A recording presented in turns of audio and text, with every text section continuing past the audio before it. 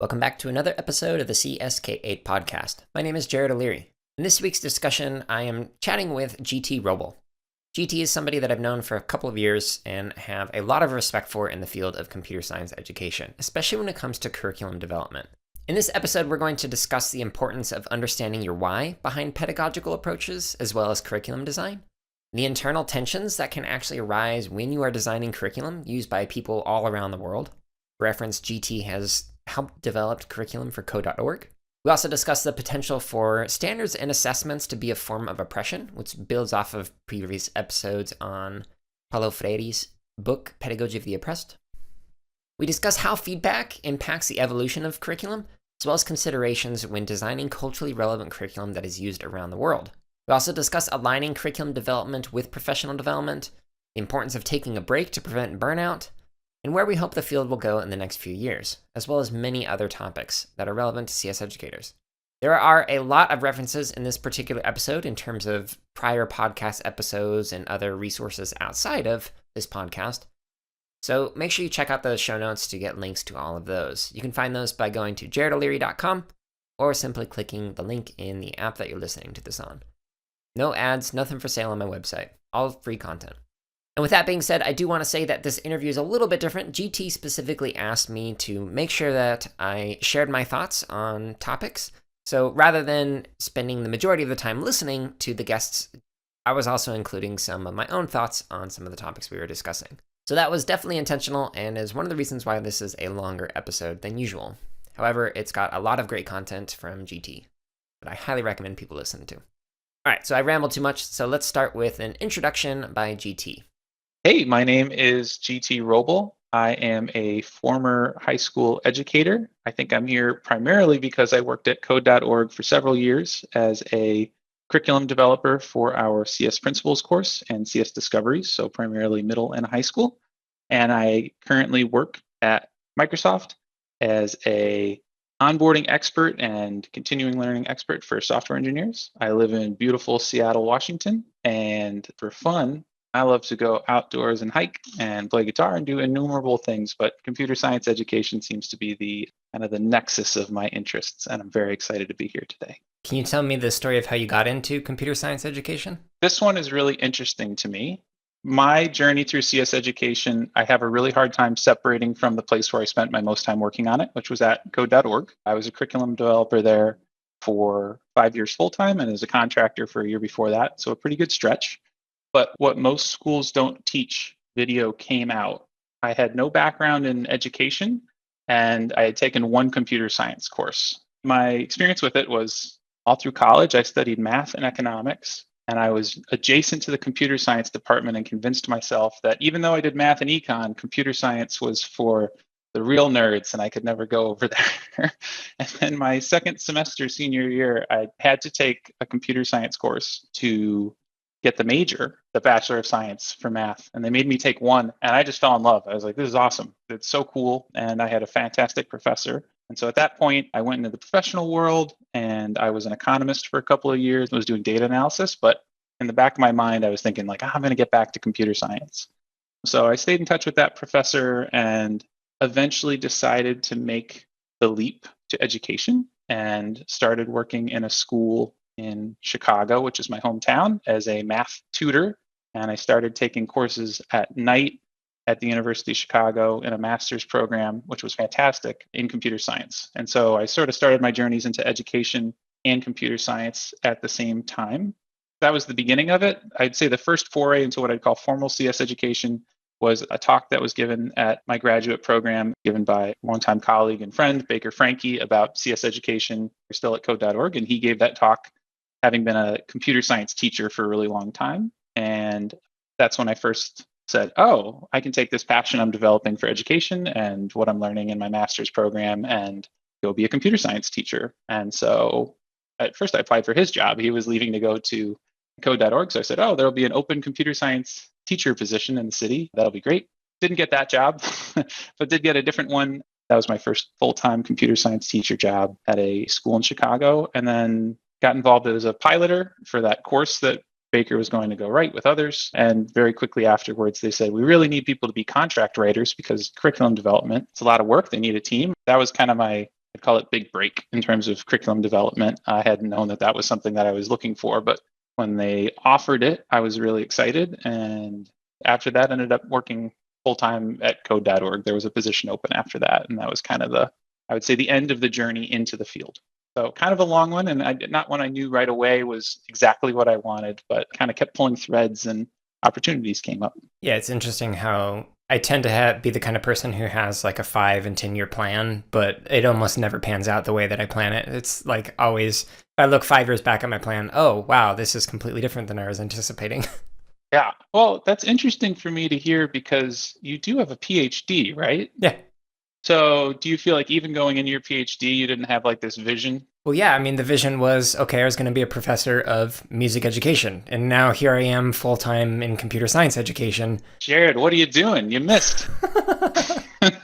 That makes sense. And that does resonate. I hope we get to talk more about that because I do have a passion for music as well. And it was something I was hoping to, when I was originally thinking, well, where will I go next? I was looking at like the intersection of music and computer science. It wasn't a plan and it did feel very serendipitous, those several years of eventually becoming a curriculum developer. So it's interesting that you say that you were basically looking forward to doing the curriculum development and enjoyed it. I also obviously really enjoy it and have been doing it full time at Boot Up, but a lot of people hate writing lesson plans, like with a passion, just can't stand doing it. It's a waste of time.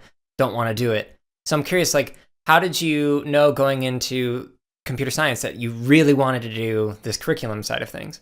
Let me give a side story, which is I don't know why I knew I liked it, but when I look back, I remember a talk that one of my professors in college gave about a statistics textbook.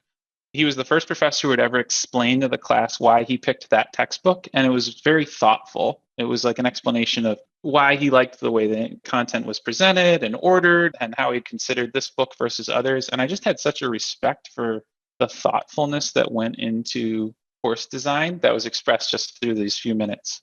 I didn't know it at the time. That type of idea resonating with me might lead to thinking curriculum development was interesting. But I think that if anything, I really just respect teaching and thoughtful teaching.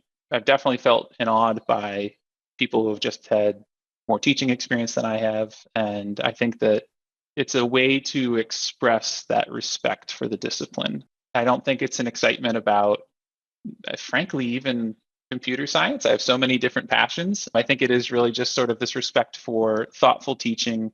And I think also being able to do it on a team of other people who share that passion really helps. So I'd say that's the other thing. I think if you get locked alone in a room to write curriculum, it's very different than if you're working collaboratively and trying to bring a vision together. Yeah, that makes sense. How did you go from not having degrees in computer science and not having degrees in education to where you are now? So how did you iterate on your abilities over those years to get to the level of depth and conversations you're able to have on these subject areas like curriculum and computer science? The easier answer there is going to be for computer science, which is I got a master's degree in computer science. I'll quickly say that because I knew I was so passionate about education, I took courses broadly with an idea that I wanted to have I didn't want to spread myself too thin, but I wanted to take courses in lots of topics, especially because I was involved with CS principles. I had this very holistic understanding of computer science, and I wanted to be able to have a view at least of what the field was like. And I think what was cool about this program at the University of Chicago is that while it was designed for professionals, the school has a bit of a reputation for being theoretical. And so I kind of got to split that difference between the more theoretical sides of computer science and the professional sides of computer science or the applied sides. So that's the first part of your question, going to a graduate program. I would say a little bit reading, just trying to keep up with the field. That's easier than the other part of your question. I would say that a lot of my understanding of pedagogy and curriculum is through experience, and it's very applied. I'm far from being an expert on what research there is in CS education. I try to keep up with like blogs. I would go to conferences. I would talk to people, but a lot of it really was working with people who had more experience than I did and trying to listen and learn from them. And a lot of it was talking directly with teachers or visiting classrooms and just sort of saying like what works. If I'm being totally honest, I certainly don't feel like an authority on education at this point. I definitely feel like I can share what I know from going through that learning process, but I would never say, I know what's best for learning. It feels so it feels so big. The computer science stuff, despite the field being so big and rapidly developing, I feel so much more comfortable claiming a small modicum of expertise there. Yeah, that really resonates. When I'm engaging with conversations with our like PD facilitators at Boot Up, like several of them have decades worth of experience in the classroom, like very well known and good at what they do. And when they ask a question, like I'll answer, well, here's what we're doing and why we're doing it based on like experience and research. However, here's like 4 or 5 more other options that you could also do that also resonate with like experience and research, but we're doing this one because of A, B, and C. There's so many ways that you can do education or pedagogy that there's really not one better or worse way to do it. So I understand that, like, not wanting to claim that expertise. What you said really does resonate, which is that I think in PD and when working with colleagues, clarifying the why did feel really important to me. And I don't know if that's just because of maybe that feeling of discomfort. Is what I'm saying really correct? And so saying, well, at least here's why we're doing it was really important. But I found in PD, you're designing curriculum, you're working with teachers who have to bring things to the classroom. They're going to make choices. But if they at least know why you made choices, they can pivot from there. Yep. If something you made doesn't work, you should know that. But at least you can say, I know why we did this. We communicated it to teachers, and so they can make decisions to adjust from there as well. Yeah, when I did my student teaching, I was in an elementary band and general music position and then a high school position, or split between the two times. When I was in the elementary school, the music teacher would vocalize why he was doing what he was doing as he was in the middle of teaching it to me. And so like he'd be in the middle of like teaching a song to kids and like turn to me and like, blah, blah, blah, blah. I'm doing this because of A, B, and C. And I'm like, oh, that makes sense. And like suddenly it wasn't just modeling what he was doing, but it was understanding, oh, the reason why he's doing this as opposed to these other things is because of what he just explained. And that was an invaluable experience. I'm wondering, as two curriculum nerds, if we respond extra well to those sorts of, we'll call them teacher moves. My first story was about exactly what you're talking about. I think everybody responds well to knowing the why. But as you were talking it, I was just nodding like, yep, that works for me pretty well. Like if somebody tells me that, you get a lot of buy-in from me. I do think that that's a good practice in general, but I'm just reflecting, is that something that make their way into the world of curriculum really resonate with? Is that why? Yeah, so I talked about this in the interview with Kristen Stevens-Martinez. In teacher education research, there's this idea of apprenticeship of observation. And so the idea is like, even if you don't get degrees in education, you are essentially being an apprenticeship with teachers. You're going through your decade plus in school, you're learning how to teach through it. But the thing that is missing, the crucial thing, is you don't know why they're making those decisions.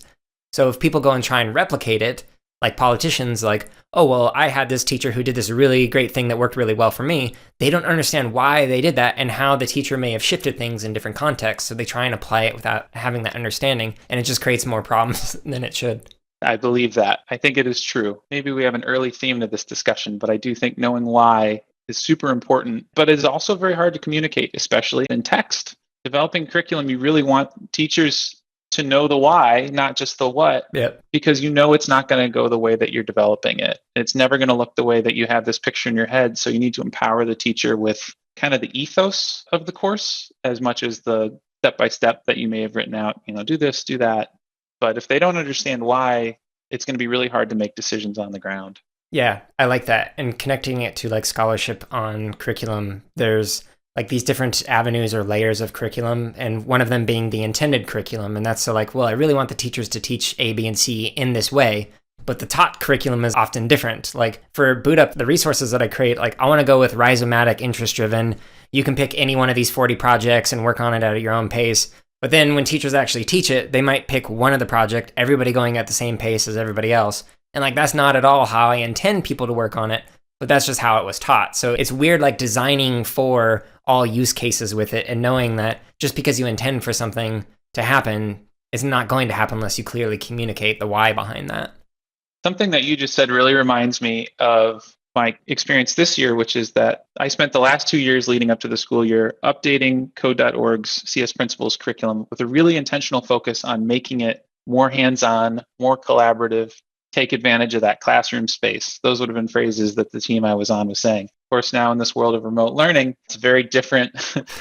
And we spent 2 years developing it. So team over there, since I left, I know they've made modifications, but I'm a TEALS volunteer. And if you don't know what TEALS is, it places volunteers in high school classrooms along with teachers. And I'm a TEALS volunteer for the course I wrote. I think the team is doing a great job. We're working really hard. But it's so funny seeing exactly what you were just talking about, the difference between how the course was designed, then the realities on the ground change because we're all virtual. Things would have been implemented different than I was imagining in my head anyway. And I always knew that. But seeing it in person or virtually is pretty interesting. Yeah, it certainly shifts some perspectives or provides new perspectives on it. I'm curious about, like, one of the things that I really like discussing is like development or evolution of ideas over time, or even just abilities. I'm curious about when you first began working in education, what was something that really resonated with you that you bought into, but now you're like, no, I don't buy into that anymore, or I don't do that anymore? This is a really good question. I had a relatively short time in the classroom, and so I think I feel more comfortable answering this about curriculum development. And I would say attention. I don't know that I'm going to give you a black and white answer, like it used to be this and now it's that. Right. But attention that has been in my mind for a long time is how to go about the curriculum design process. A lot of people say, in particular, understanding by design. You should do UBD. Start backwards from your goals, determine how you're going to evaluate them or assess them, and then go and do your lesson development. The group that I was originally a part of, I think, tended a little bit more towards building stories, which I wouldn't say is exactly activity focused, but it was more, let's build a story up through this concept. Let's string things together in a way that makes conceptual sense. And sometimes that would be at odds with what I'll call a more UBD style approach. And you might find gaps later and have to staple them on to the story that you had created. And I will say that I am still torn on, in practical reality, which leads to a curriculum that I'm more happy with at the end, which maybe is just a matter of taste and not a matter of how things work. So I'll fully admit that. But I think that I've built good courses in both mindsets. But I think that, at least in the world of curriculum development, UBD is something that anybody who has spent time in the weeds on it knows that it never goes exactly the way that you planned it. It's a good framework to have in the back of your mind. It essentially boiled down to, does it lead to, I hate to say like fun curriculum, but like coherent curriculum, or do you feel more like you're checking off boxes for what your goals were? And maybe it's taboo to say that in this weird narrow field that we're in, but at least that's been my experience. There's a tension between those two. I think it's important to acknowledge it. And that's definitely like a question that I've pulled one way or the other on over the 6 years that I spent doing curriculum development. Yeah, I'm totally game to talk about taboo stuff. So what do you think? Have you tried to write in both ways? Does this resonate with you? Yeah, it's difficult. I have chosen an approach to curriculum that has a lot of compromises in it. It is not like the curriculum that I write for Boot Up is not what I would write for myself. It has a bunch of stuff in it that, quite frankly, I don't care about. And the connections to standards and whatnot, honestly, I don't care. I just want kids to create something that's interesting to them, and what standards they learn are the standards that they learn. Now, one of the guiding things that kind of has informed that, this hasn't come out yet, but the chapter 4 discussion on Paulo Freire's book, Pedagogy of the Oppressed, I would argue that the standards and even the backwards design model is a form of epistemological oppression on students, in that you are saying that certain ways of knowing and doing an experience and education are the correct ways of doing it, and it is designed by the knower for the unknowing individual, the student, and that is basically a form of oppression. So that being on one end of the continuum of a response, and having that in the back of my mind, I also know, yeah, but you need to create something that kids and teachers can use. So there's that conflict that goes on in my head in the resources that I create. So yeah, that's something that I'm personally kind of struggling with and always thinking through when I create this stuff. Yeah, but how can we make it so that even if you are using an understanding by design approach where it's backwards design and you have these standards and whatnot, is there a way that you can design it that still makes it so that kids can express themselves and be creative with it and are not limited to a narrow scope of understanding within that approach? That's fascinating. I appreciate you saying that. And I think it speaks to something I've felt.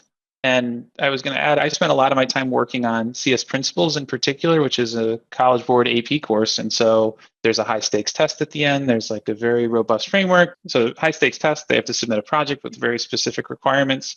But I was involved through the early life of that course, not as something that was in development. That happened for a decade before I showed up. but I was there for like the early implementation of this course actually in the classroom. And I think there is this tension, just even in the spirit of that course, between this bold vision of what computer science could be with the fact that kind of underlying this gamble that I think the whole CS education community made was scaling out computer science, broadening access. We're going to partner with the College Board. We're going to partner with an AP program. And I think that it speaks to exactly the tension you're talking about. And I think maybe was part of my tension as a curriculum developer was I knew I had to hit these standards. I knew that the teachers that I was supporting really were going to be held to account for them. And maybe the reason that they were able to offer this course at all was because they existed. Yeah, and that's something that I have the privilege of. The resources I'm designing, I don't have to worry about those high stakes standards. So I can focus on making things interesting rather than making sure, I introduce variables at the correct time or conditionals at the correct time, whatever. Yeah. And then one of the other things that has really heavily influenced my own approach is, again, I think that like standards can be a form of oppression when you are forcing everybody to learn only one way of understanding and engaging with computer science. What I tend to prefer is individualized expertise and cultivating that rather than having it so that everybody knows the same thing. So like if computer science constantly talks about jobs, it's all about career and what you can do with it. Okay, well, if a bunch of people are applying for a job and they all have the exact same understanding, who's going to stand out? It's going to be the person who doesn't have that same understanding and can bring something new to the table. They're likely the one who's going to be hired over everybody else who knows the same standards and whatnot. So for me, like if we're going to treat teachers as professionals and have their own expertise and treat the communities that we serve, like the students, as having their own expertise, then we need to cultivate the expertise among kids and adults and make it so that they can express themselves through that. But having like a unified set of standards makes that a little bit more difficult to do. Not impossible, but it at least guides, well, these are the things that we consider to be worth knowing, whereas the things that are not considered standards are things that are unsaid as not being as valuable for understanding. But that's my little standard rant. I know we could go deeper on it. And I think it's worth acknowledging that clarifying what we think is important, at least going through the exercise, is valuable. In some ways, I think clarifying what is the field. So the difference between what's in the CSA course and what's in CSP is really different. And there's all these new topics that are being included. And I could make an argument that there is a different vision for what computer science could look like in that course. And so I think that the process of trying to go through that, I will say that that feels like an improvement. I don't know if it's still built on a shaky foundation. I'll give an example. Let's even go beyond standards. Assessment. You can have the standards, and then if only half of them are being assessed, those are secretly the only standards that matter, even within that. So you have a subset of knowledge that is deemed worthy of a standard, and then there's a smaller subset that's actually deemed worthy of assessment. Yep. And in a national scale, that will lead to, I think eventually that's where gravity is pulling. And if things aren't pushing away against gravity, then yes, I do really think that there are some undesirable patterns that arise. I'll give a really concrete example. I don't know that I blame anybody for this. I want to be careful. I think there are a lot of people trying very hard in computer science education, but a very concrete example that I think is true. In CS Principles, the way that the framework talked about data, which is a field that, if you remember, I used to be an economist. I had like a data background. The way they talked about data and the way they assessed it felt really different. And then the amount that it showed up on the test was even narrower. The vision for data that was in the standards versus what really actually got taught, or eventually because teachers became wise to this pattern, really, really different. And I think that maybe something that could play out, and we'll have to see, especially because it's such a strange year, but the Explore PT no longer being part of your grade, it is a curricular requirement for CS Principles now. But because it is no longer submitted to the College Board and part of your final score, my prediction is we'll see fewer classrooms doing that activity, even if it's in curriculums, even if it's deemed to be important. So this is me kind of going back and forth on your statement, but I'm agreeing with you. I think that like some things are deemed worthy of being in the standards at all, and then if they're not assessed, I think that it's naive to think that teachers will become wise to that. There's a lot of pressures on them. Right. Districts will become wise. Well, and how specific the wording is of the standards. One of the things that we got into a discussion about when I was helping with the Wyoming standards is I wasn't a fan of it was described as represent data visually. Like that was one of the standards from CSTA, something along those lines. And my argument was there are many ways that you can represent data, and it doesn't just have to be visually. So, for example, there's sonification, where you can represent data through sound. So, why do we need to say represent data visually when we can just say represent data through visuals, sound, whatever, and broadening it so that way it wasn't just now a narrow slice of how you can represent something. So, that's something that some people might think is thinking a bit too much about it, but the type of wording that you use narrows down the types of engagement. And then, like you're saying with the assessments, if that's not on the assessment, then all right, I don't need to teach it.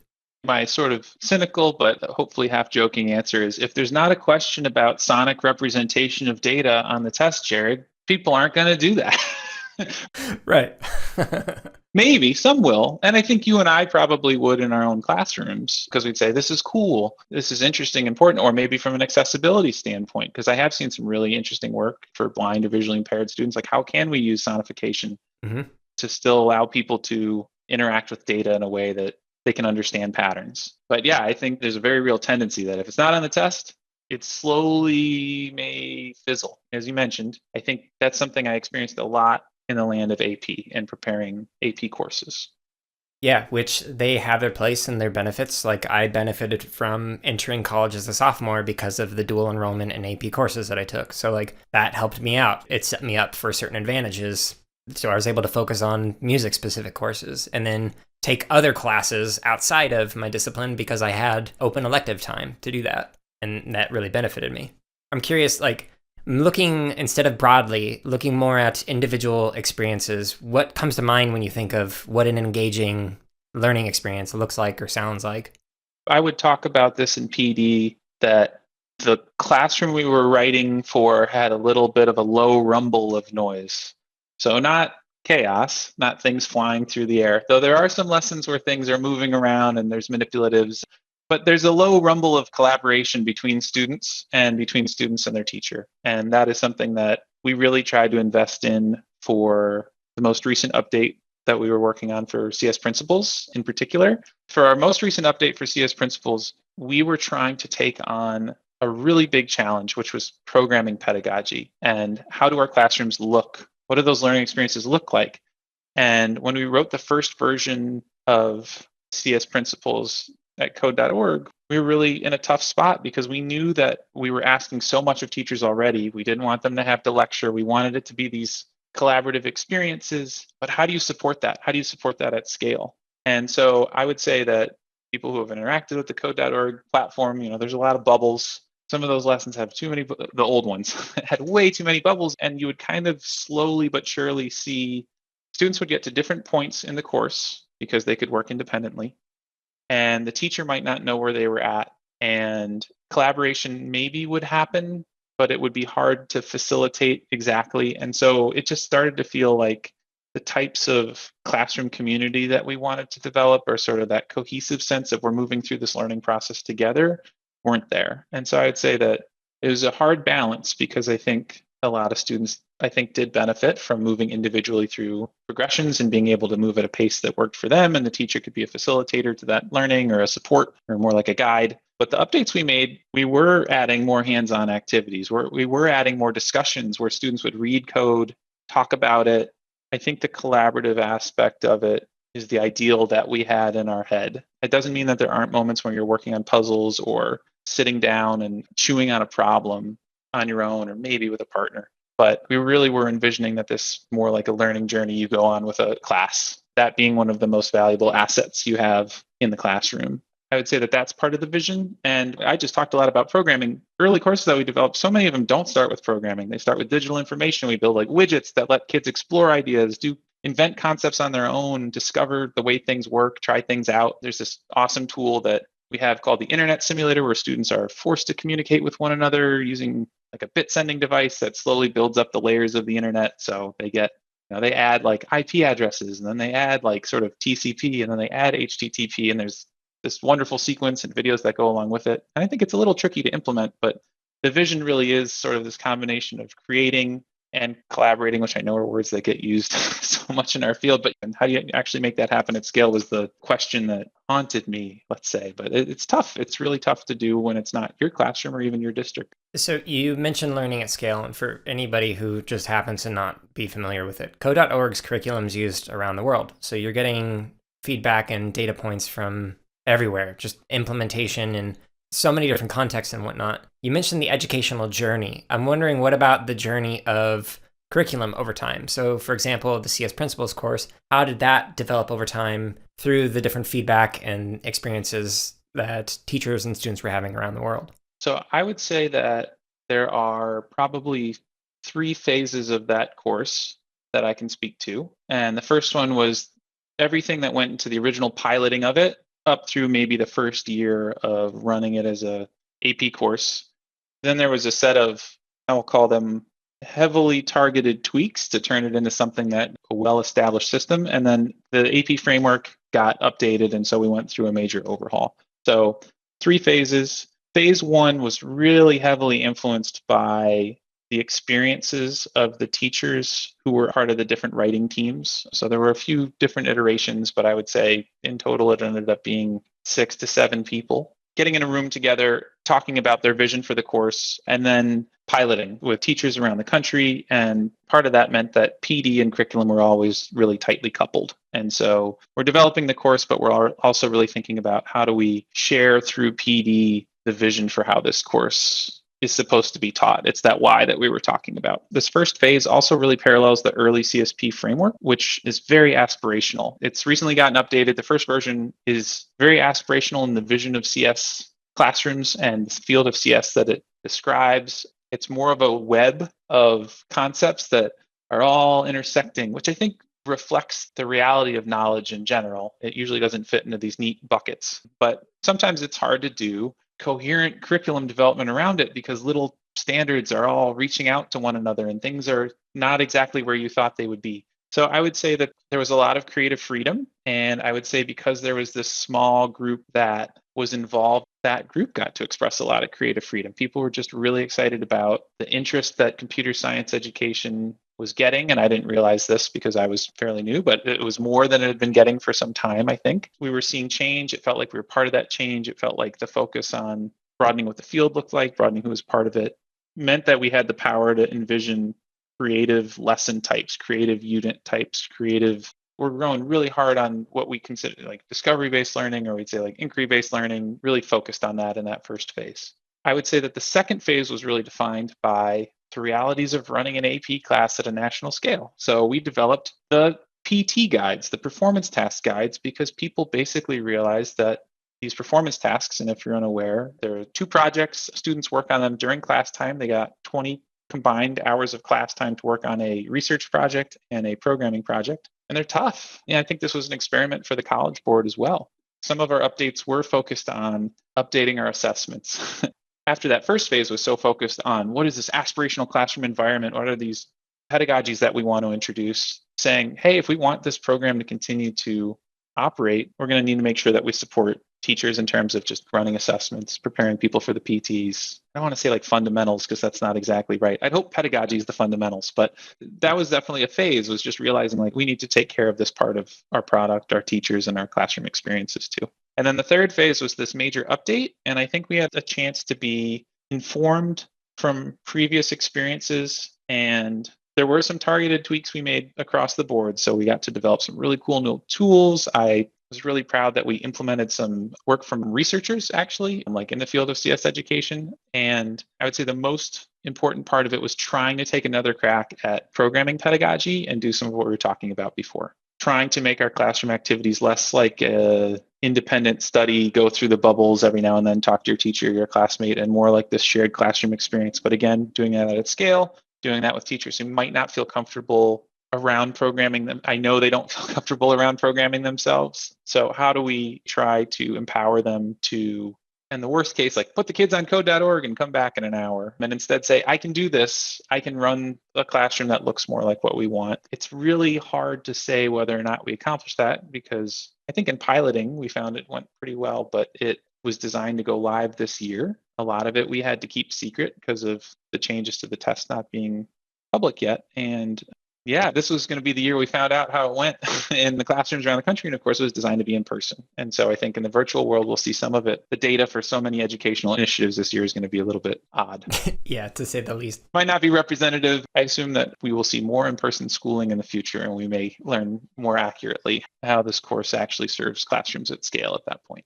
I'm curious, when considering how to serve classrooms at scale, how do you account for something like culturally responsive or culturally relevant curriculum and pedagogy when culture is ill-defined? So it's literally anywhere in terms of where it's being implemented around the world. So like when I was designing lesson plans for kids in my school, I had different factors to consider for that than when I'm designing something that I know is being used around the world. So what did you do for that particular area? Well, Jared, I came here because I thought you were going to know the answer to that question. And that's the big question.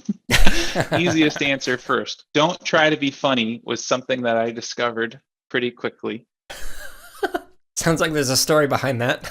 Not exactly, but I think when I was talking about the phases of writing, I think early in the course, it really felt like the personalities of the individual writers, like I could read a lesson and know who wrote it. Mm-hmm. I think humor is maybe an example of something that is probably not going to translate. So I don't think that doesn't mean don't be fun or like try to make it have a little bit of a shimmer of whimsy or excitement or something like that. Yeah. But I think that's my easiest first answer. Don't try to be funny. If you're like, this will be funny, I don't think it will be, certainly not for everybody. But I think beyond that, a really tough thing for me, and I think for a lot of people, is just remembering that once you enter this field of writing at scale, it may not help that much to have spent, 5 years, 10 years, 15 years with one group of students because you're writing for such a breadth of people. And I think you really have to open yourself up to feedback and piloting. And it's disorienting in part because you can't always be there. So I would try to visit classrooms. I live in Seattle. I used to live in Chicago. It was a little harder to find classrooms here. And it was a little harder to find classrooms that weren't, at first at least, I'll call it privileged or wealthy schools, basically. I worked in one of the schools. Everyone was fantastic, but it wasn't who we were targeting. And I think knowing you really need to be getting feedback from teachers and students in classrooms that the ones you're saying you actually want to target. If you're saying you want to support Black students, are there Black students in your pilot classrooms? And what is the feedback you're getting from them? And I give that just by way of example. I'm being like very narrow. Sometimes I use terms like underrepresented minorities or whatever. You say, I think it gets back to your why. Like, this is our goal. This is what we want to do. You need to make sure that's part of your piloting.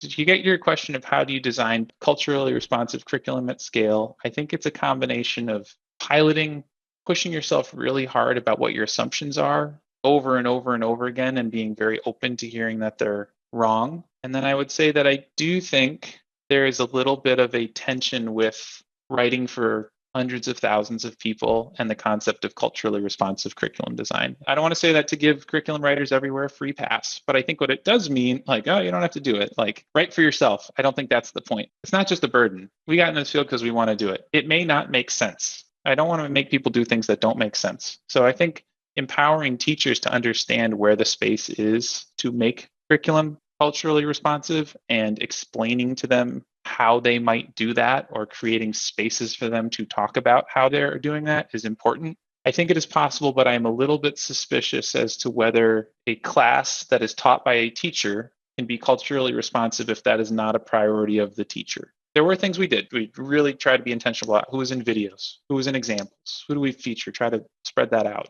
But I still think the classrooms where I think it landed, it was because the teacher thought this is a priority, and I think I'm going to try to call out those parts of the curriculum, emphasize them, and make sure this is a part of the experience in my room.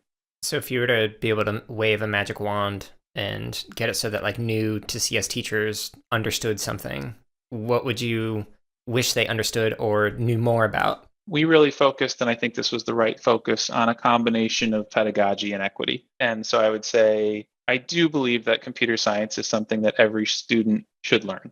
And I have at times wondered about that, if I'm being honest. Sometimes there's so many other priorities. There's so many things. And so I say, why? What is the why? But I really do believe it. And I think that the question for teachers is, what is that actually going to look like in their school and in their classroom? And I think that the fastest route there typically is pedagogy and classroom environment. And we would really emphasize what is that going to look like? And that is in part because we knew that we designed materials to help a classroom designed in that way. So we could take care of relatively more of the content support because of the way that we had designed materials. And I think that part of that means assuming you've built a program in that way, freeing up teachers from a mindset of having to be the experts on everything. I think there's a ton of pressure to be the expert when you're a teacher. And so I think moving that mindset, and often we would accomplish that in PD by showing them what that might look like, running lessons, talking through what was that experience like, having them take the role of being the learner. I saw some pretty powerful experiences that way. So I would say that was the ultimate goal of kind of the combination of our PD and curriculum for CSP and CS Discoveries, which I worked on as well, was you don't have to be the expert. We have this equity goal. We have this vision that all students should learn computer science. Pedagogy and classroom environment actually may be more important than other considerations. So how do we empower teachers in that way? And I think that's a huge mindset shift for a lot of teachers. And I sometimes have to remind myself, if you say that every day for years and a new teacher walks in the room, reminding yourself like this teacher might still be in that, I need to lecture about the content and I'm an expert in mindset. Right. Because you've said so many times, like, you don't need to do that. It's okay. And realizing like structural change like this, it takes a long time. Generations. I think so. I mean, going back to the apprenticeship of observation, like what people seen modeled for potentially, 20 years versus what you tell them on day one of a PD, which one are they more likely to go with? Probably the thing that they see modeled one way for their entire tenure in the classroom and whatnot. It has a huge impact. And I agree with you. Like one of the things we focus on with Boot Up is pedagogy. Like we could teach you how to use Scratch in a day and the majority of the ins and outs, but it's not just how you use it. It's the ways that you teach it and introduce things and the approaches from a pedagogical standpoint that really have a huge impact on whether or not kids will actually be creative with the tools that you're teaching them how to use. One of the things you mentioned earlier was aligning the PD with the curriculum. I'm curious, if the curriculum is evolving, how do you ensure that the PD is in alignment with it and complements the curriculum? Usually the way that we would accomplish this is those teams coordinate pretty closely throughout the process of curriculum development. I think if you have two teams, let me give that example. Let's say you work somewhere where there's a curriculum team and a professional learning team or professional development team. It's really important for those teams to be really clear on what the high level vision or goal is for moving forward. I think if the curriculum comes off the line, it's a surprise and it's totally different. It's not just the problem that the PD might look different, but I think that it's a challenge, especially if we've been telling people this one thing's important and we're going to start maybe either shifting or updating. In terms of how you accomplish that, some of what we were doing, a lot of people moved back and forth between teams. Some people had been facilitators for years when then they became curriculum developers. I sort of had a path like that. And so I think that in some instances, though not all instances, I think there were more like a tribal understanding, a shared vision. And in other instances, it did mean being really explicit about these are the goals for the next 6 months. These are the goals for the next year. Here's how we're going to do them. Do teams need to be having conversations with one another to make sure that we stay in sync? It goes both ways, basically. Curriculum could do something, and then professional learning doesn't line up with it anymore. It doesn't really make sense with the courses it's been written. But I've seen the other where we say there's a practice we really want to introduce in classrooms. It's not really there in curriculum to the degree we'd want it to be, but maybe we can fake it with a PL session focused on that. But we could emphasize it in PL. And I don't think there's anything wrong with saying we're going to emphasize it, but you sort of have this feeling in your stomach like if we really, really valued it, it would show up in all the lessons, or at least some of them, or, more frequently. And I think that bring that up more as an example of like where this can go awry is if you say too much, like, oh, we'll just fix it with PD, or it'll just be in the curriculum and it's not emphasized in PL. I think both of those create issues. So it really does take close collaboration if you want to be happy in the long run. And if you don't want to confuse teachers, you tell them something in PD and they don't see it in the course, it's going to be strange. If you put something in the course and you never talk about it, it might not get used, or the mystery. So, yeah. Yeah, that makes sense. Definitely having to have that collaboration. When I took over in my previous role as director of curriculum and professional development, like the reason why it was a combined position is because we were initially looking at me just continuing to do the curriculum and then hiring somebody else to do the PD. And what we realized is it'd make a lot more sense if I was kind of overseeing both. Then there's that continuity between the two. Because I wrote all the lesson plans, I know the professional development is going to align with that because I know the lesson plans since I wrote every word of it. It does help, but you can't always do that forever. Now we're talking more about like how do you run teams? It's less about, teams for anything. Like if it's one person doing something, it's easier to keep things coherent. And it definitely has stretched, and not in a negative way, but it's stretched teams I've been on if you need to start broadening that vision out. So yeah, it's easy to say like collaboration and like everybody has to collaborate, but I think writing down what your goals are, saying what it would look like to actually do them, and even little things we did. Like we had somebody on our professional learning team essentially managing the pilot, and we would attend those calls. And so we're all kind of hearing the same feedback together, but you could imagine having the curriculum team running that, for example, and saying the curriculum's getting all the knowledge about how things are actually going. The curriculum's the team that's sort of like driving the development of the product. And then they'll just drop it off at the end of the day and say, here's the curriculum, write PD for it. You're not going to be happy with the results there. And it really puts your professional learning team in a tough spot because they've got to wait till you're done to get started. So, yeah. One of the areas that you mentioned was developing widgets. That's an area that I'm not familiar with. What have you learned while developing these like tools and platforms that teachers and students have used in the classroom settings? Yes, I have a lot of thoughts on widgets, especially I think when I visit classrooms. For people who don't know, widgets are part of some of our code.org courses. There's a lot of them in CS Principles. They're little tools that let you play with a concept. A fairly popular one, I was just using it today with students, is the pixelation widget. And you like type zeros and ones to actually draw images on a screen. They translate them into the pixels of a screen. So I just want to be clear, this was not my idea. Most of these I didn't come up with. It's very cool, but I have been like in the room when we're talking about building and developing them. Part of it is that spirit of playing with ideas, letting students come to their own understanding of how things work. And a lot of times, in PD, we would say if there's a widget in a lesson, get out of the way, teachers. Like you have a warm-up prompt, you have a bell ringer, do now, whatever you call it. Sure, spend a couple minutes. Great, here's what we're going to do today. But then we really wanted to get students interacting with concepts themselves because both for engagement and for their understanding, we thought that these tools would allow them to do that. And so we had other ones for cryptography, the internet simulator I was talking about before. We sometimes talked about like a widget that grew up and became its own tool or something, but the same core idea. You're getting hands-on with a concept and getting to experience for yourself how things work and deepening your understanding in that way.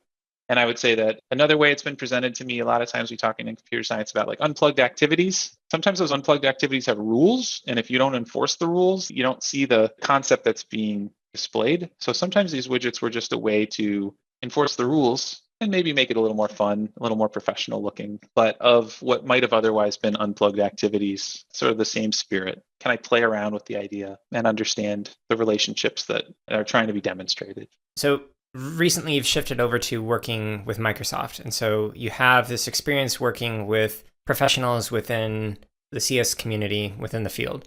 How has that experience kind of informed, like by reinforcing or changed your understanding of the K-12 and K through higher education CS pipeline? That's a great question. And to clarify, yes, I am at Microsoft and I'm doing onboarding and continuous learning for software engineers. And I think that right away, I immediately had a lot of thoughts. Most of my career in computer science education has been K-12. And I think some people, they studied it in college, they had jobs and they switched out. And I never really was in that, I'll call it pipeline. And so I think I have a really clear view on one reason why we want people to take computer science courses, because we want them to study in college and then we want them to either go become researchers, or we want them to go get jobs. And there are these jobs that pay six figures and they sort of set you up for this idealized lifestyle. You have a stable career, you make a certain amount of money, you get to do something kind of interesting.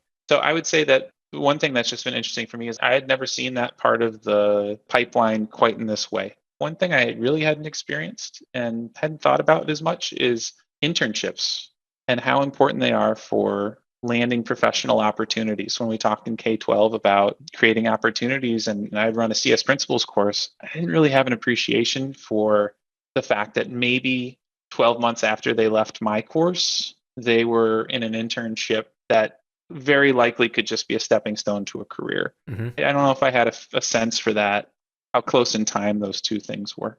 I would say that there's a really interesting tension that is not new at Microsoft, but So many people talk about how the things that you learn in college may not be particularly relevant for what you do as a professional in the tech world. It's not even a dirty secret at this point. It's sort of like, I think if anybody's paying attention in this field, it's just sort of something that I think people say. Yeah. I think many people who are tech professionals, engineers in particular, yes, those courses that they took in the university setting matter, but I think so much more is about a different set of skills. And that's something that I've been thinking about a little bit, which is how do you figure stuff out? Mm-hmm. When you're working in a large company, there's probably a huge system that you're interacting with. And so you're never going to know the whole thing. How do you learn the skills of navigating a system where you're not going to see it all? It's not this little project. You're collaborating with lots of people, many of whom you'll never meet. So how do you find experts? How do you figure out how things work? As I figure out how to be helpful here, vibing on my ability to bring that perspective, I think, from the world of education, where when I was helping develop a middle school course, it really helped widen my eyes to really emphasizing process, like clarifying process and skills as opposed to like concepts. It's a different context, but I see those opportunities in order to help people, because I don't think it's a course called like compilers 2 or the technical component. So much of it really does seem to be about figuring out how to find information, unravel the way a system works, or find the right contact. I think some of it, honestly, especially remotely, is just how do you maintain. I think part of any large engineering system is people, it's relationships, and certainly the knowledge is contained in people. It's not in the code, it's not in the documentation, it's in people. Those are at least a couple areas where I feel like things are cross-pollinating.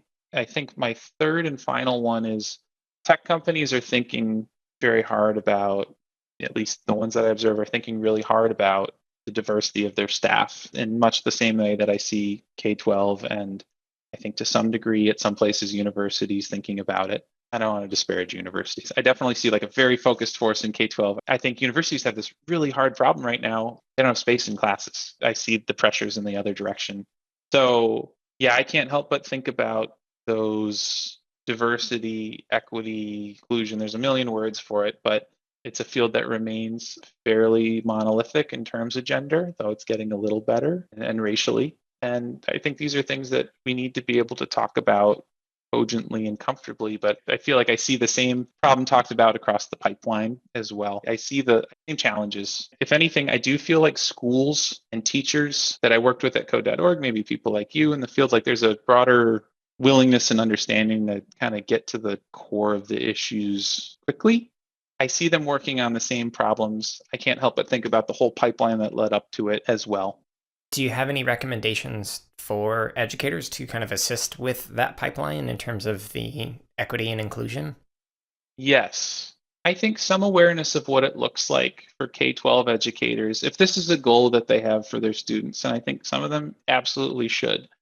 I want to be clear. I don't think everybody should be a software engineer. I don't think everybody, they get a good crack at it. They like it. They don't like it. But I think an awareness of what those opportunities look like in the university setting, in the professional setting. And I don't think it's just internships, but certainly that's a part of it. I think understanding how to maybe just help clarify that pipeline for students, especially like a CS principal student, I think is a perfect example. And saying, you're about to leave maybe 12th grade. You're really excited about this. I'm here in Seattle. I super competitive to get into the computer science major at the University of Washington, probably lots of places. However, if you went and got a degree, if you think you want to do this and you study it at any other university, you'll probably get a very good education. You just might not get it from one of the top 5 or 10 departments in the country or something like that. And I'm around people who feel pressure to do that kind of thing. I think understanding the hurdles to get to that tech job and how professional experience is probably important. Some amount of navigating a enrollment crisis at the university level, I think that could be useful information to give people if they say this is my dream, because I think they could have the dream, I guess is what I'm saying. If a student loves that computer science course and they want to do it, I think they could have it, but the hurdles look really different than they do in high school. And so even just having somebody who's like an advocate at the high school level to share that, I do think that could be helpful. And just a source of encouragement, because I think it can be intimidating at times and maybe a little bit impersonal. So yeah, I would offer that. I think there's still things you can do after students graduate from high school to help with that part of the pipeline. Yeah, that podcast episode that I mentioned earlier about the chapter 4 of Pedagogy of the Oppressed, I discuss how it's interesting what is and is not discussed in terms of representation, diversity, inclusion, and whatnot. So as an example, in a lot of tech fields, STEM, CS, there's a huge discussion on race and gender. But what's missing from that discussion, one, is like non-binary individuals like myself, like aren't even included in a lot of those organizations. But two, we don't talk about the issues in the elementary space.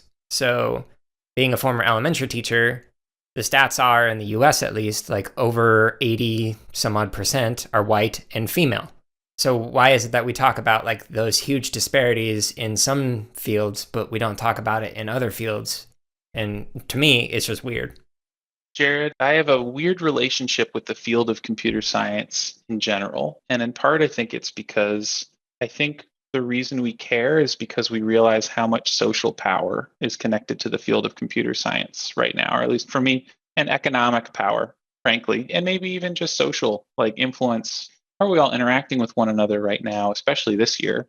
I always say, I think computers are pretty cool. I also play music. I like to run. I like to hike. I like to do so many things. And some people I think really, really love computer science and they want to share like this top love of their life with other people. And I get that. But I don't expect that to be true for everybody. We're not all the same. Yeah, my own reflections on it, there is a serious concentration of power and wealth in this field. And I think it's naive to pretend that that doesn't impact the lives that our students are going to live. And so I think that is not like a here's why, so you're wrong about bringing that up. And I think there's lots of types of diversity that are important and matter. And I think it's also cool to say money and social power affect the way that many people live their lives, whether it is the way that they're making money or the way that their products impact the world. And technology is having a massive impact on our society. And in the city that I live in, Seattle, I think it's having a massive impact on literally the landscape. What does the place look like? Who lives here? What do the buildings look like? And that may not be true everywhere, but I think that a little bit it does come down to power. And I sometimes am like, am I suiting kids up for battle?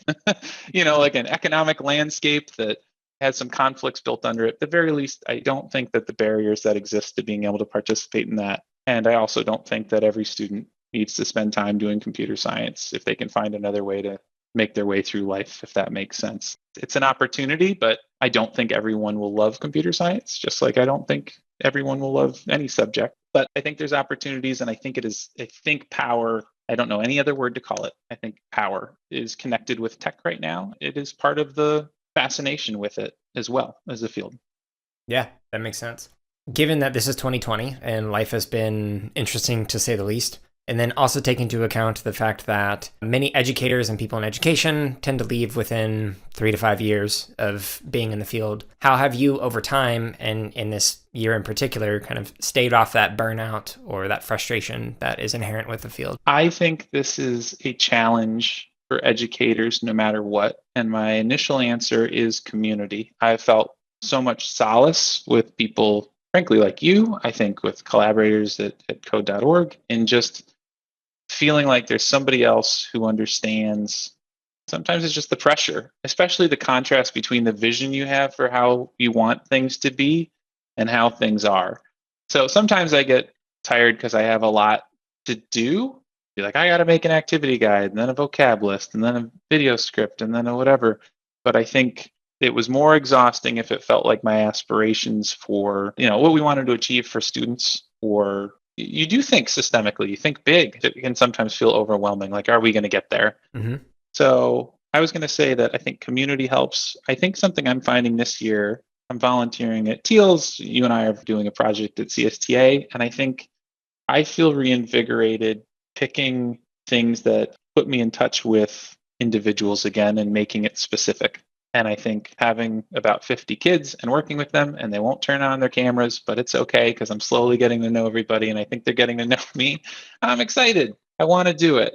And I do think I reached a point as a curriculum developer where I said, I don't know if I can write another lesson right now about introductory computer science topics, or at least not this year.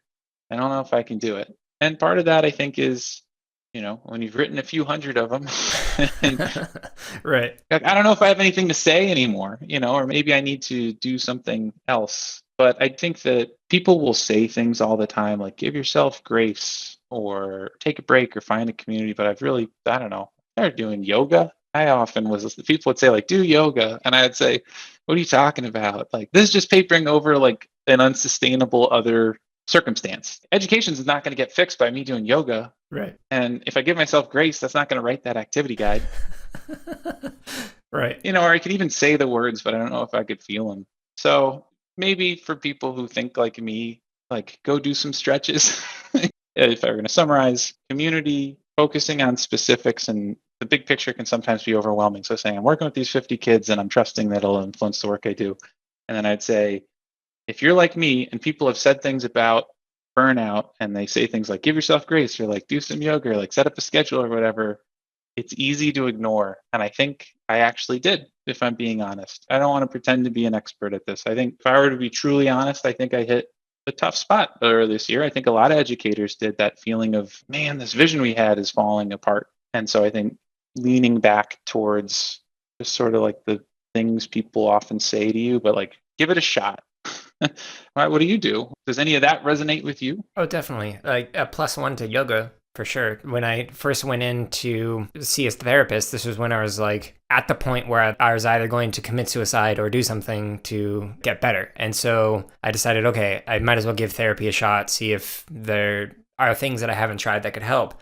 And one of the things that she recommended was doing yoga. And I ended up doing it twice a day, hour in the morning, hour in the evening. And like between that and then like working on breathing, some more mindfulness stuff, like it really helped me to just chill out and actually take time for myself to just breathe and be, as opposed to like myself being a go, go, go 24/7. If I didn't have to sleep, I wouldn't kind of a thing. It really helped out. So that was a big thing. And then I eventually found just getting consistent sleep was a big thing for me. Eating healthier. I started learning more about nutrition and diet and eventually became vegan over time, just like by learning more about that. Exercising every day, like all these little things that I do that make me seem regimented in terms of like my diet and my lifestyle. Like all of that is about trying to not be depressed and not have those suicidal thoughts. And like it helped me to get off the antidepressants that I was on that were having all these like adverse side effects and whatnot, that I was like, okay, it's making it so I don't want to kill myself, but I have all these other things that I now have to worry about. So what can I do to make it so I don't have to be on antidepressants and I'm not depressed, if that makes sense? Yeah, it really does. I was curious your thoughts on whether CS education in particular demands some of that go, go, go. I wonder a little bit if like the current moment we're in for the field, and I'm sort of saying this because I imagine a lot of the listeners to this podcast are watching the people on Twitter, they're going to the conferences, they realize it's such an important moment. But I think that may contribute to the problem you're asking about. And I think it also attracts people who want to make an impact. It is something I've been reflecting on, but I'm curious your thoughts on it. Like, do you think there's something, it's true for all of education, I think in many ways, but do you think specifically just the moment we're in for CS education, like is there an additional layer of pressure right now? Certainly. And especially with all the remote learning, but even before COVID was a thing, like programming in particular, software development, you could learn a language and then in 5 years that language is obsolete. Like nobody uses it anymore. So you're just constantly having to learn new things and just everything that you knew the week prior. Okay, now there's this new way to do it or this better way to do it. And on one hand, that's great because it's like if you want to learn, cool.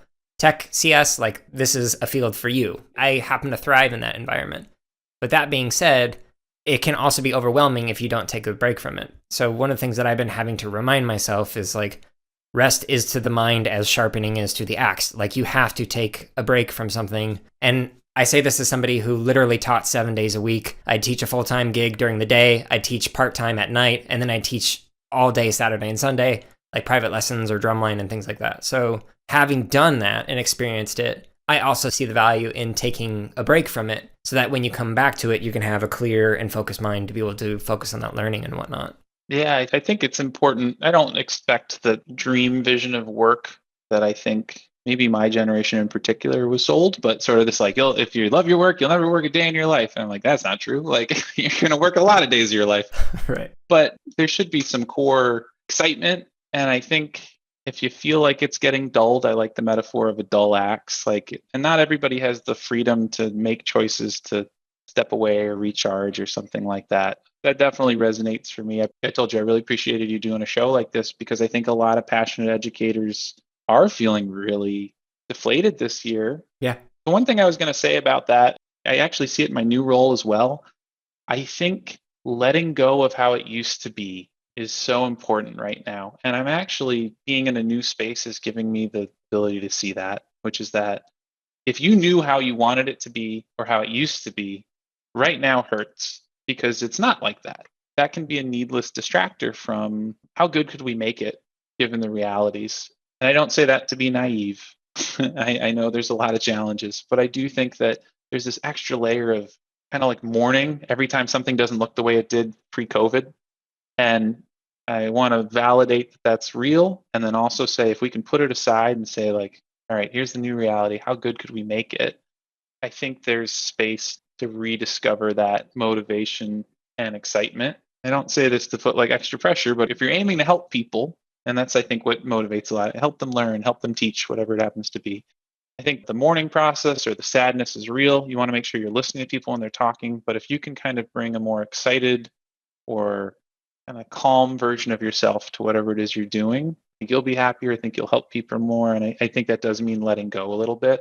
And I've struggled with that. So I don't want to pretend it's easy, but it is something that I think being in a new space, people will tell me it used to be this way, but we can't do it anymore. And the halfway virtual version, like, wouldn't even be close. And I think if somebody new, I think it'd be pretty good. I'd rather do the halfway virtual version than nothing at all. Like, so let's give it a shot. Yeah, I like that. It really resonates with why I went into education in particular. Before I decided to go into it for my degrees and whatnot, I had worked some like office jobs and even worked as like a professional stainer and finisher for closet doors that cost like more than I paid for my house. So like this like range of experiences where either was interacting with people like as a manager at Blockbuster or interacting with closet doors that wouldn't talk to you. So like having that experience and knowing what it's like to go in every day and be able to expect the same thing, I didn't like that. One of the things that I loved about the volunteer teaching that I was doing was every day it was something new. There was some new challenge or problem solve or some new thing that I had to learn. And so I guess if you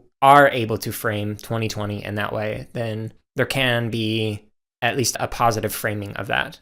That being said, there's a lot of things going on in the world that we still need to acknowledge that are problematic and that are troubling a lot of people. But if you are able to at least reframe some things as a positive, then hopefully that's beneficial for you. I think finding community to help you do that is really useful too. Both to say, hey, let's do 5 minutes where we all say all the things that are really hard. And then here's the candles that we're we're holding on to of the shining lights of optimism or hope. And yeah, I think that finding people who are willing to do both with you can be helpful, especially if you acknowledge that they're tied to one another, in my opinion. Like, I'm hopeful because I want this thing to happen. I want to do it together. I want it to be good. I'm saddened because I see all of these obstacles and challenges and they're very real. Right. But the other thing, it's not like education used to be this easy field where everything was working exactly how everybody wanted it to work, which is not, I don't want to be glib. I'm just saying, like, if you're working side by side with educators, this is a tough group. This is a group that has had to look in the eye a lot of difficult situations. I would say by and large, when I get together with educators, I see the optimism. I see like that's why they're there. And I think that being able to continue to kindle that with one another possible, I think it's possible to do in communal settings. Yeah, I like that, especially the framing of is we've always had challenges. Now it's just different challenges. I think it's true. And I can also fully say that I feel like a manager said that to me. I know that a little part of me would say, oh, but come on, like we all know this is rough. Like this is way different. Like it is worse. And that's what I'm saying. I think you need to be able to do both. I think you need to be able to have like 5 minutes of like, ah, and then say, yeah, but this is pretty good. We made it better than it was. We're getting closer. It was always tough. There might be 2 steps forward and 1 step back. So yeah, I want to be real. I know this is a difficult year. It's a particularly difficult year for education, but I think that we all serve ourselves better if we try to find that communal hope. What do you wish there was more research on that could inform your own practices? Research is an interesting question for me. I was thinking about this question a lot. So I'm admitting you shared it with me before, and I sat and I thought about it. I said, what did I want to know? I think in my new role, I am really interested in longitudinal studies. We were doing one at code.org, but it's ongoing. And part of it is there are these aspirations that are really big in computer science education right now. It's like, what will the life outcomes, broadly speaking, be for people? And so I'm really interested in the degree to which we can parse that out in a meaningful way long term in terms of professionally is a very narrow version. I think that that's one angle that I feel like we have a lot of theories about right now. Like we're doing all these interventions, they're happening at the elementary level or the middle school level. It takes a very long time to see those happening. But I do think that that is the scope of the vision that a lot of states have when they're introducing policies. I think that's the scope of the vision that a lot of curriculum teams have.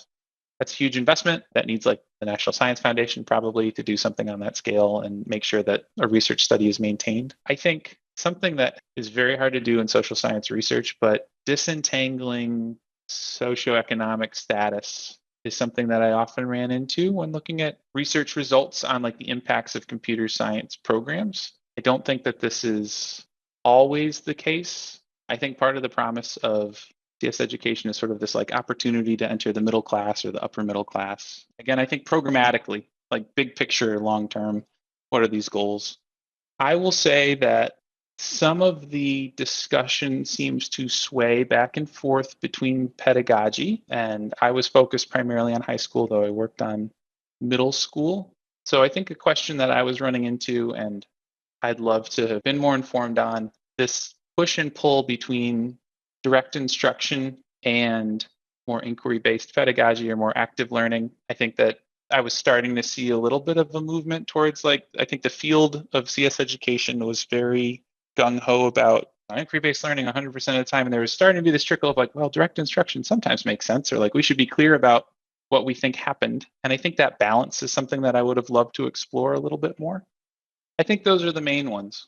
I was going to say that an important thing for me, and again, because my work was framed at code.org, the scale was so big. And a lot of times research studies were small. And I would go to conferences and I would say, what do you do when you know 100,000 kids everywhere are going to take your class next year? And I think often when we say research, what we're saying is, somebody tell me what to do. Right. Please tell me that I'm doing the right thing. There just aren't that many programs at that scale. And so there were different questions that arise when you're working in one school or a district or maybe even a state. And when you're looking internationally, it doesn't mean that you can't be informed by it. But sometimes I think the decisions that I was trying to make, if not unique, they had a sharper edge on them just because I knew the scale and also to some degree the distance between me and the people that were going to be using the course. So I don't know if it makes sense for researchers to research that exactly. And I don't think it means that in a role where you're working at that scale, you can't use research. But I am saying, I think that often was the question that plagued me. I would say, yeah, but this can be used so many different places, so many different situations. I don't know if that answered your final question, but I think it's getting to the core of the question. Sometimes you want research because you're saying, what should I do? That's why you would want to read a research paper. What should I do? Sometimes it was hard to find answers that resonated for the specific problems I was often looking at, which were building programs that were going to be used in such a diverse set of circumstances. Yeah, all three of those main areas really resonate. The idea of scale is really resonating because like this year alone, we're going to be working with about 1 million more students with Boot Up. So that's 1 million students who are going to be using resources that I developed that teachers are going to go through, etc. And to think through that range of implementation, I'm having to look at a bunch of different research in a bunch of different contexts and apply, well, in this scenario, it might make sense to do this, but in this scenario, it might make sense to do this. So trying to design for that open-ended implementation, it is difficult, but it's also kind of like an exciting thing for me where it's like, well, how do I figure out how to make this thing work? Because this is no longer just my school of like 1,000 kids. Now it's quite a few more than that. Your discussion on the direct instruction versus inquiry-based learning, it reminds me of the conversation that I had with John Stapleton, one of the earlier interviews that I did. He's also a fellow music educator who's gone into CS education. And when we were talking about it, one of the things that I brought up was that when I work with pre-service music educators, they would often think that direct instruction was like to be avoided at all costs. And I had to like come in and just politely be like, it's okay to lean more towards one area than another, but you need to understand that you're not just only going to do that. So if you want to do inquiry-based, cool, at some point, you're likely going to do direct instruction, and you don't need to go confess your sins for having done that. It's okay to engage in other approaches. And from my own philosophy, it's preferable to have multi-perspectival approaches and engage in multiple ways of learning and understanding within the classroom. But that's my own rant on that. And then your first point about the longitudinal side of things, it reminds me of the interview that I did with Andreas Stefik, who brought up that it is not rewarded in higher education, especially as a junior faculty member, to do longitudinal stuff because you're not going to get as many publications out of it. It might take several years before you actually get data to write the publications on it. Therefore, you're not going to get tenure doing it. So it's just interesting that the design of how people go through the tenure process within higher education is basically preventing a lot of the longitudinal studies that would honestly be beneficial, because multiple guests have brought that up as I wish there's more longitudinal data. But it's not going to happen unless you're a tenured professor and have the ability to do that. That is fascinating. I didn't know about that incentive structure. But yeah, I can see how that would be the case. And it is, just to be fair, a large undertaking, keeping track of people over years, and just an organization keeping a focus on a single problem for the amount of time that it takes. But that is really interesting. It's this mentality of publisher perish, which is like often discussed about for junior faculty members. So there are some people who will lean towards some methods that allow you to publish more frequently. And this is not to demonize any method or anything, but like survey research is a whole lot easier to send out, get data back within a week. Cool, now I can publish on this thing. Compared to like ethnographic research where you spend a year, multiple years within a particular culture, embedded within it, writing all this rich data, and then you eventually write something several years later. Like one of those is rewarded more than another in terms of being able to publish more frequently and whatnot. So people who are going through that tenure process, depending on what department you're in, they may or may not reward different kinds of methods by the design of how you get tenure.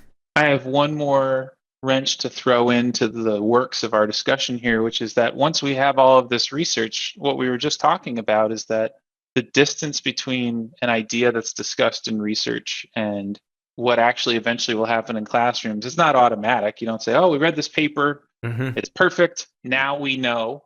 We were talking about it before. Even if you have really good ideas or you think you have a better way to do it, there are so many other systems at play between that feeling of confidence about what should happen and actually making sure that that's what does happen in classrooms. And I think it's kind of a conversation. I'm not deeply involved with it, but I think the research practice partnerships that I'm seeing more of in CS education, I think that practitioners and researchers should be working closely in this moment. That makes a lot of sense. Right.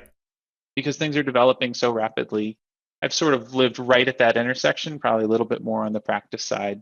I am excited, at least on a high abstract level, about those types of initiatives, because I think that we can't just be like doing research in the abstract. Like we need to be thinking about what's actually going to happen when we go to implement. Right. Yeah. One of the reasons why I do every other week as an unpacking scholarship episode is because there is that huge disconnect between theory and practice, and trying to like bridge that with, here's this research study, what does this potentially mean in terms of implications? And because there isn't that dialogue, like if you go to SIGC, which is mainly professors with some K-12 people, that is a very different audience than if you go to CSTA, which is mainly practitioners, K-12 individuals, and some professors.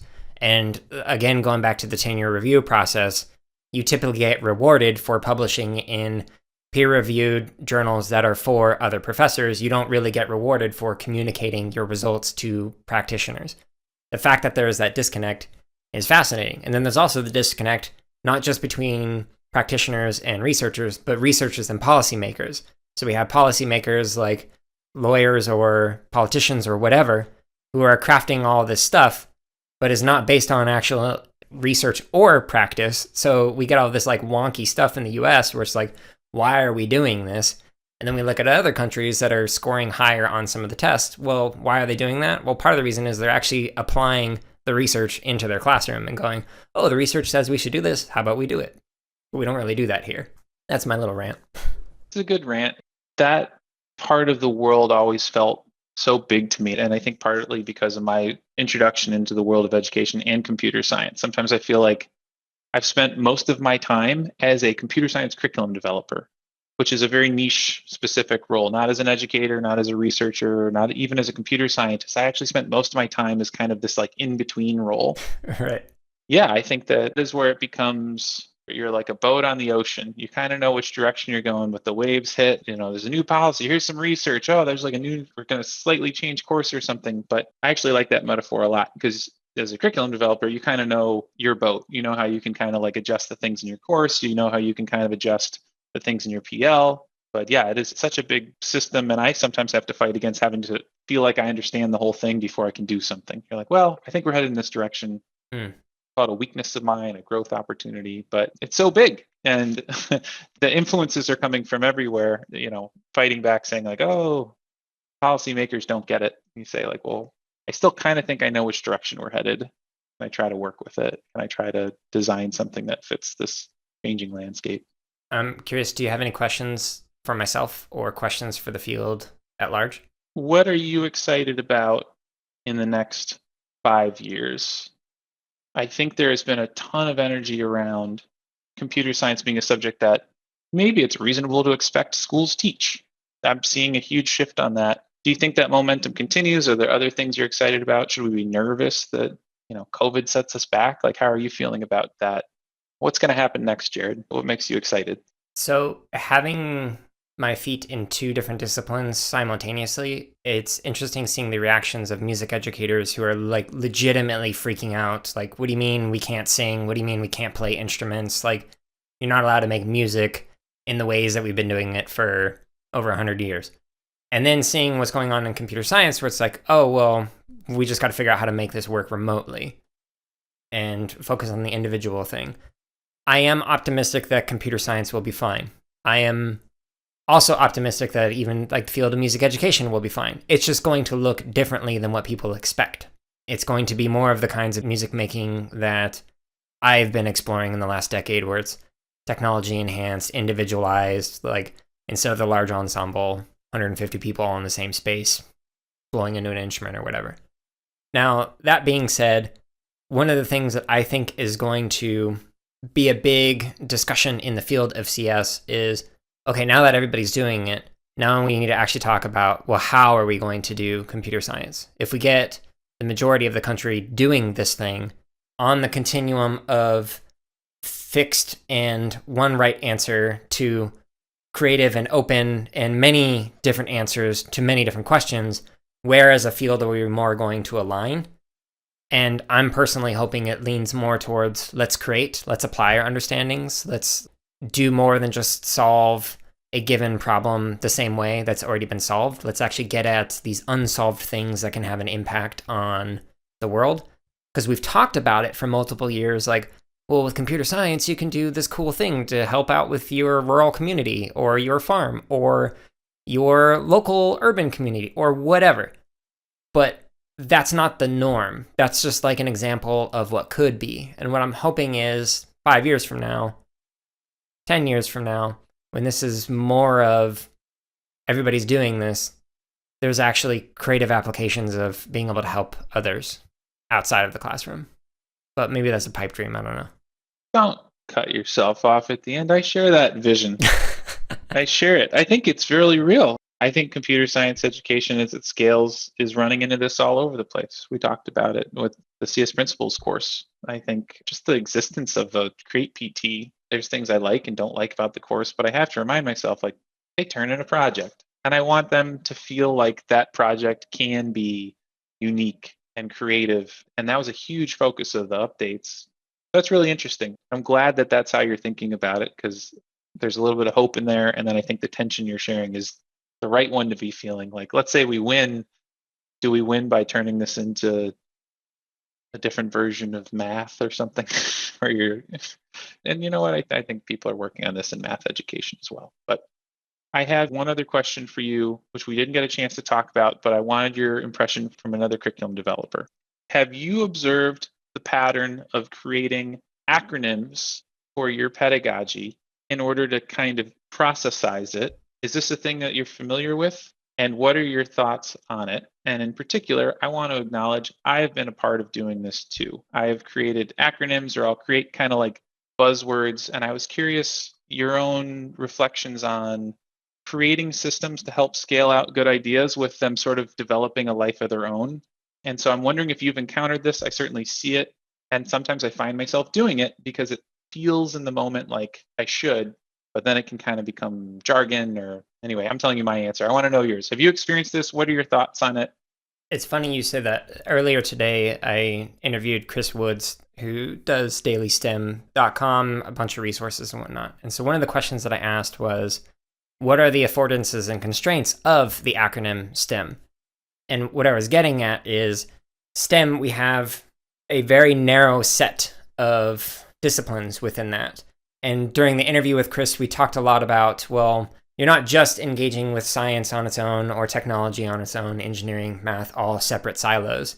You need to find these connections within them, but also outside of that acronym. So in the arts, making it STEAM, or in computer science, making it STEM plus C, or any other discipline. But if that's the case, why do we even need the acronym to begin with? And one thing that resonates with me, being somebody who's non-binary, pansexual, etc., the LGBTQIA plus has grown over time to acknowledge the fact that the acronym was limiting when it was just a few letters. Now it's several letters, but now it's getting to the point where it's like, why don't we just have a term that is all encompassing? Or are we just going to get to a point where it's the entire alphabet with some characters and stuff to actually acknowledge the diversity of gender and sexuality and whatnot? So going back to the original question, when it comes to acronyms, I typically tend to try and ignore them because it narrows the focus and it doesn't take into account being able to usually adapt to application. So you have this great idea and it works great in your context. But when you apply that acronym or that concept outside of your context, then you're taking in new bits of data, new feedback, and you need to iterate on it. So what do you do then? Do you change the acronym to add more to it, like LGBTQIA+, or do you just maintain the acronym STEM, but then talk about it in a way that's not just STEM, it's connecting everything to it? So I don't know if that answers your question. I think it does. And it's something that I run into, maybe you do too, as somebody who might be in a position to create the acronym STEM, because you'll say in boot up's materials, we're going to use, I'm making it up, the XYZ method. And you might decide to do that because you think it helps communicate an idea. This tension between simplifying ideas to try to make them easier to communicate with knowing that you're never really capturing all of it. I think you did speak to it, but it's a tension I felt as a curriculum developer because you're trying to communicate with many people you never meet. You kind of have to boil things down into digestible bits, or it feels like you need to. And maybe STEM, the acronym, the example we just gave, that was successful because it was a rallying cry for people to say, let's focus on kind of this set of things we want people to learn. But I think there's always a cost. You haven't fully communicated the idea. There's always a deeper level, but not everybody is in a position to create the acronym, I guess is what I'm saying. And so being aware of it as a curriculum developer, or, the phrases or the values or the chants, you go to PD and you're like, what's the most important thing? You might do that because you want people to learn it, but it's more than just that. And I think that's a tension that I see in roles that, we've shared. So I appreciate your reflection. I hadn't thought of STEM. That was a great example. Thanks. And I hadn't thought about it in the context of LGBTQIA plus either. I love expanding it there. I think it's the same thing. Not everybody's making the acronym.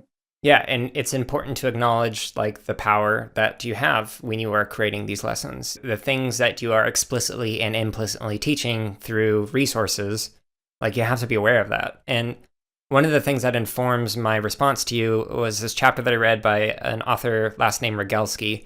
It's called On Methodology or something. And so methodology for this author is you take a method and it becomes an ideology that you do not question, you only adhere to that, and you do not follow any other ideology.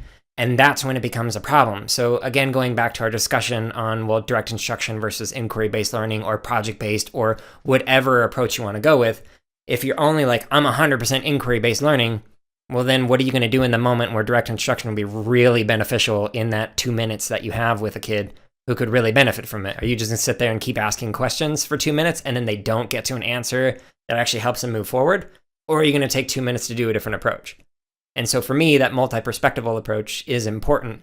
And so if we're going to do multi-perspectival, we can't necessarily have acronyms because the acronyms are going to need to change. 1, please send me that. That sounds fascinating and I'd love to read it. And 2, I was going to say, man, did I agree with everything you just said. When it turns into sort of an ideology or, unquestionable, what it's hard to do when you're sort of in a leadership position. So if you're like, okay, the boot up course, this is the things that they think are important. Number 1, 2, 3, this is the most important thing. Being able to balance saying that's true with also you, Jared, saying, but it's not always true. Right. Because people are looking to you for that confidence. Right. And they're looking to you for that stability or simplicity. And so Right. I think it's really hard to push back against that sometimes and say, I have made it simple for you so I can welcome you in. So you don't have to understand everything, but I'm going to teach you some concepts that are not perfect. They don't apply in every setting. So I think that's an interesting balance. There's a place for those conversation starters. Like, as an example, Outliers by Malcolm Gladwell. It is a good book for getting you to understand the idea of deliberate practice and its long-term payoff, things like that. But a lot of people misattribute to Malcolm Gladwell the idea of the 10,000 hour rule, that, well, all you got to do is just 10,000 hours and then all of a sudden you're going to be a genius at this thing. Well, if you actually read the research that Malcolm Gladwell is citing by K. Anders Ericsson, there's a lot more nuances to it than that. And Anderson is not this like fixed, every single domain is 10,000 hours. Like wrestling is like 8,000, music is like 21,000. Like all of these are all different and they all have different scenarios and cases that you need to point to. It's fine for some people to latch onto something and like get a broader concept, but we also then need to dive deeper into it and go, but there's all these specific cases where that doesn't apply. It's not generally applicable outside in every single domain, etc.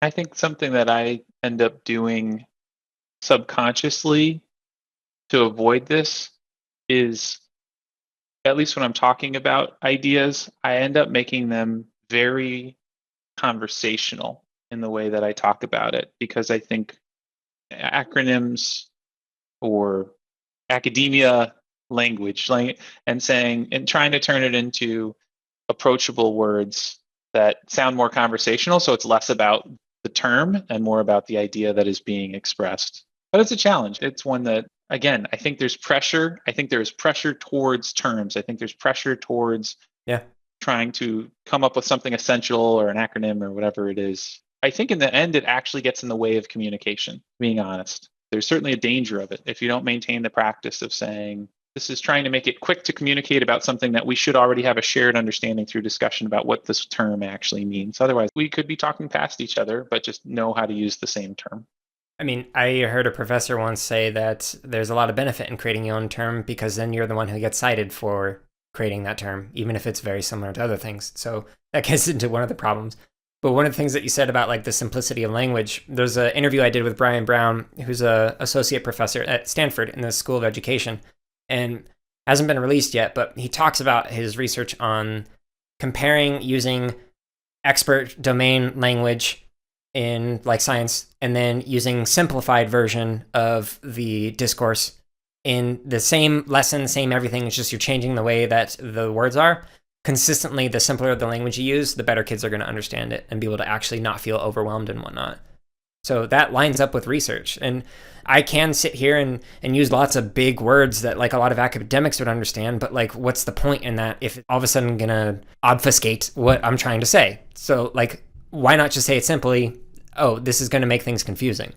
So a lot of the way that I talk, I intentionally engage in a dialogue that is trying to simplify things, even though I can engage in those conversations. I choose not to, generally speaking, at least. I'm curious, having listened to some of the episodes, do you have suggestions on how I could better serve the CS community with this podcast? Yeah, I think that if you were able to bring in multiple guests at the same time, I've always wanted to get a lot of people in the room. Something I did a few years ago when we were trying to do as a provider's component to CSTA, just people who are in kind of this role of developing materials or thinking at the district level, or it could be teachers too, but multiple perspectives at the same time.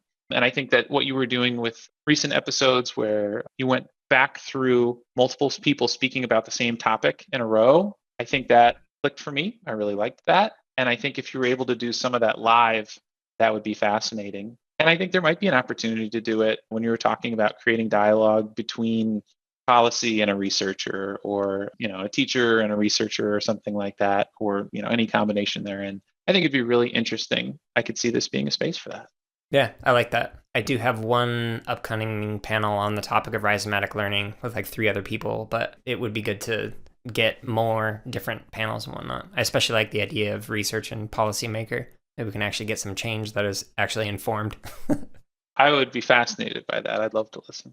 Where might people go to connect with you and the organizations that you work with? You can find me probably most easily on LinkedIn if you want to reach out. It's GT Wrobel, should be easy to find, or John Thomas Wrobel. My name is Italian, so to spell GIAN space THOMAS. You probably won't find that written most places on the internet, but when I'm in professional circles, that's where you'll find me. I actually don't maintain much of a Twitter or social media presence professionally. So I think if you want to contact me professionally, you can reach me there. If you happen to be listening to this podcast and you really want to reach out to me on email, it is gtwrobel@gmail.com, and I'm more than happy to talk to you about anything related to CS education.